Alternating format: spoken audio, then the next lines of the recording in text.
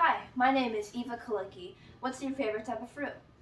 Well, I tested many fruits in my experiment, acidic electricity, where I'm testing how does the pH level, the level of acidity, affect a material's conductivity. Starting off with my research. There's some chemical energy in some to most fruits, and for every fruit there is some acid. pH is the measurement used to measure the acidity of a substance, and a copper electrode and a zinc electrode reacting with the chemical energy in fruit creates an electrical flow. Now to define some terms. What the pH level is.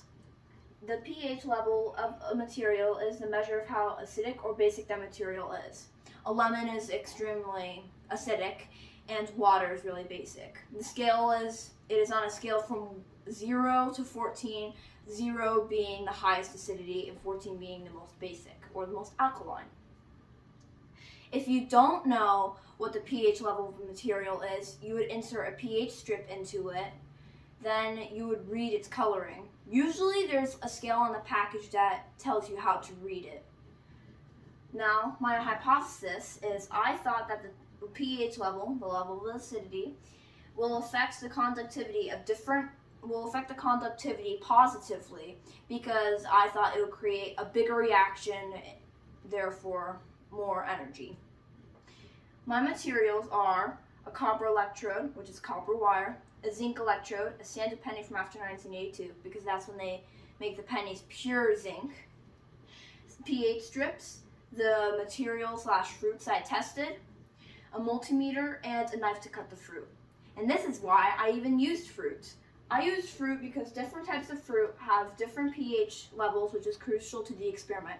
By testing fruit with the same pH level, I'm testing to see if they have the same conductivity. And by testing fruit with different pH levels, I'm testing to see how the conductivity or voltage differs. For my procedure, I cut the fruit, one cut in the middle, not all the way through. I'll take the fruit to the experimenting station, insert the pH strips, set it to the side to let it dry.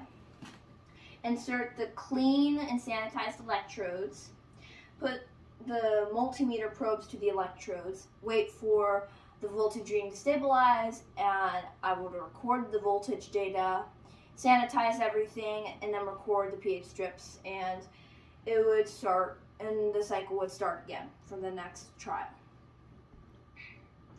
This is why I use DC voltage rather than AC voltage. I use DC voltage because it is stable and reliable, and it flows in a single direction. But AC voltage alternates direction, not making it as reliable as DC voltage. For my possible mistakes/errors, there are little to no mistakes in the experiment, and the data is completely accurate. I sanitized everything before and after to make sure nothing was contaminated.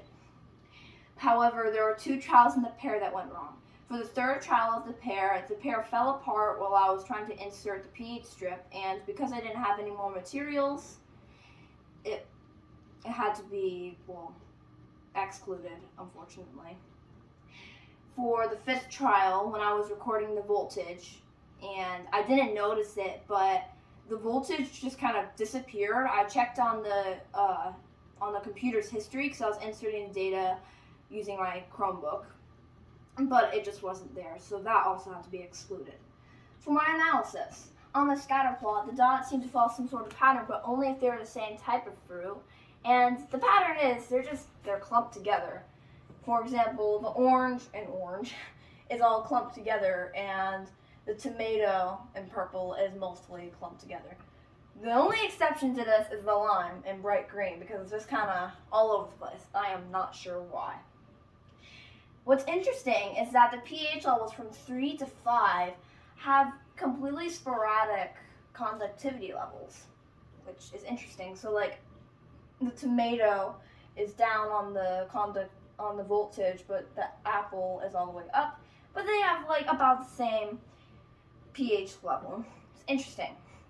In conclusion, my hypothesis was proven to be inaccurate because, the pH level doesn't affect the voltage/conductivity at all. If you take the tomatoes and the apples, for example, they have the same pH level, yet their conductivity is like opposite. This tomatoes are down here and apples are up here.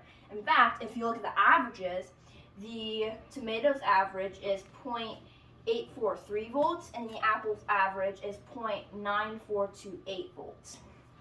It's interesting.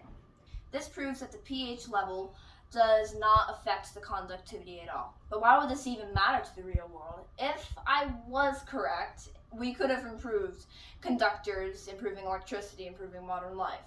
But now that we know that's not true, further testing would be extremely relevant, because once we do find the pattern, then we could improve conductors, improving technology, improving electricity, therefore improving modern lives. We use electricity so much. We use it in computers, calculators, we use it in just all sorts of things, cars even.